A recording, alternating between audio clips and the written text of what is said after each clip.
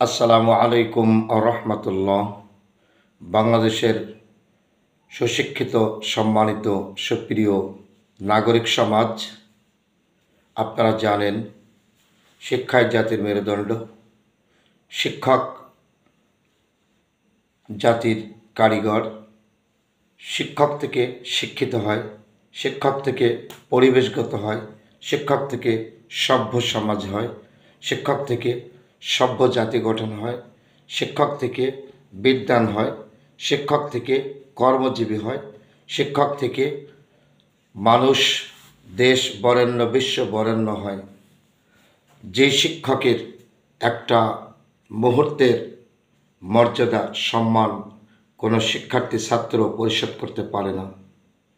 আজ যত শিক্ষক শিক্ষিকা এবং শিক্ষা প্রতিষ্ঠানের সংশ্লিষ্ট সভাপতি এবং সহসভাপতি,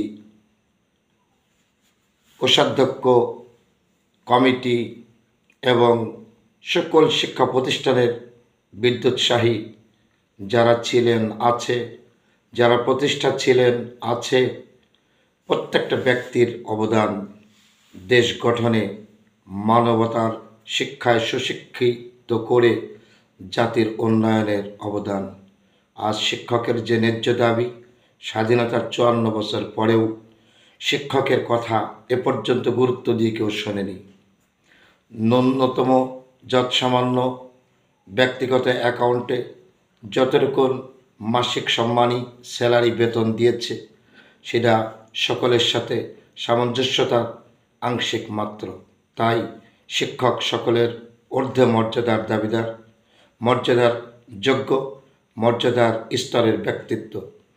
তাই লক্ষ লক্ষ শিক্ষক শিক্ষিকা, কর্মচারীগণ যাদের জীবন এই শিক্ষা প্রতিষ্ঠানে অতিবাহিত হচ্ছে, আজকে তাদের যথাযথভাবে জাতীয়করণ করে রাজস্ব খাত থেকে বেতন চালু করে বাংলাদেশের মান, বাংলাদেশের শিক্ষার মান, বাংলাদেশের উন্নয়নের মান সমুন্নত করার জন্য প্রতিটা নাগরিক, অভিভাবক, সুশিক্ষিত সকল ছাত্র, সকল শিক্ষক, সকলে ঐক্যমত।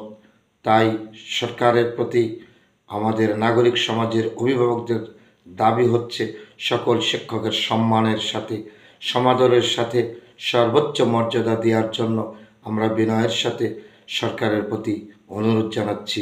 আল্লাহ যেন আমাদের সকল শিক্ষক শিক্ষিকা এবং কর্মচারীবৃন্দ এদের দাবি দেওয়া সম্পূর্ণ পরিপূর্ণ ন্যায্যতার সাথে পূর্ণ করেন। আমরা এই প্রত্যাশা ব্যক্ত করে সকলের জন্য দোয়া চাই, দোয়া করি। আমিন। আমা তাওফিক ইল্লা বিল্লাহ। আসসালামু আলাইকুম ওয়া রাহমাতুল্লাহ।